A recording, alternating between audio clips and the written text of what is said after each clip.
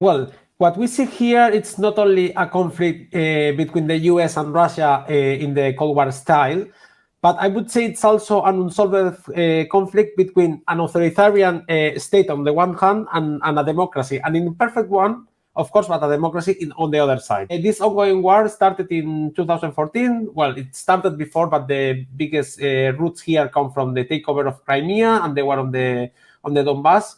So I would divide the causes for the current state of the play in three parts. One of the causes are, of course, geopolitical. We see a clash of different views between the West and Russia. I agree with my colleagues that there is a multipolar world after the end of the Cold War, but there is a clash of different approaches. The West has a liberal approach based on multilateral international liberal order, and on the other hand, the mindset of the Russian power and the Russian leadership is realist. So while the West may see only economic interest, Russia can see a threat to the survival of their own regime. For instance, the Russian fears of proximity of NATO member states. You know that after the end of Cold War, NATO was until Western Germany, and now it's reaching the Baltics. Even they are reaching Bulgaria and Romania. They have this idea of spheres of influence that for the Russian leadership, they understand that Ukraine should be under the Russian sphere of leadership, while in the West, we understand that the Ukraine has to be a sovereign country, that they should decide if have partnership with one country with another one. There is also another important fact is that after the takeover of Crimea and the ongoing war on the Donbass, the West did not intervene, apart from some weak economic sanctions. So it may have encouraged Putin to behave like that in the actual situation. On the other hand, the West never didn't invade Russia. It's Russia which invaded Crimea and Ukraine. This ended up in Ukraine tilting towards the West, but I would say that Putin has a lot of responsibility of this Western orientation of Ukraine. If you are receiving aggressions from your neighbor, it's normal that you look to the other neighbor for protection. And of course, there is a failure of the EU foreign policy that we are not even in the negotiation table. There is also the cultural causes for most of the Russian leaderships and for the Russian nationalists, and Putin is a Russian nationalist. The Kievan is the origin of the Russian nation. And political, I think I consider that the own survival of Putin regime is at risk, because if democracy wins in Ukraine, it can spread the revolution to Russia and the continuity of his authoritarianism and risk. And also it can be a diversion for the internal problems in Russia. Thank you very much for giving the floor. Well, agreeing with my colleagues, I also don't see an open conflict, but more a kind of hybrid war, cyber attacks, disinformation, because an open conflict is not on the interest of any of the both parts. Well, for the Ukraine, the consequences of the conflict is that now his own survival and his own statehood is at risk. Also, the humanitarian crisis that can come from the refugees from Eastern Ukraine in case of an open war, if it happens. Damage the economy on the one of the poorest states of Europe, and also it will bring also Ukraine closer to the West, as I said in my previous intervention. But on the other hand, a conflict would not allow to the Ukraine to enter the EU, something that now it's even difficult. For Russia, it will be also economic crisis due to the sanctions. They have also, the economy is not in a good state, and probably they are going to get closer to China.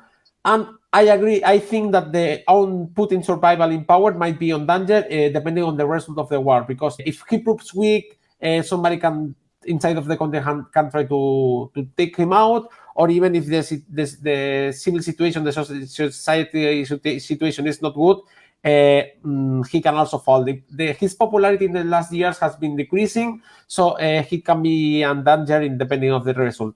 In Eastern Europe, it's also refugee crisis. It's fears of invasion, especially in Poland and in the Baltic states, and also more demands for military involvement. Also more tension in the Balkan region because of the threats of Russia against Bulgaria and Romania. It can also destabilize the Western Balkans, and also the economic problems and gas shortages that can happen.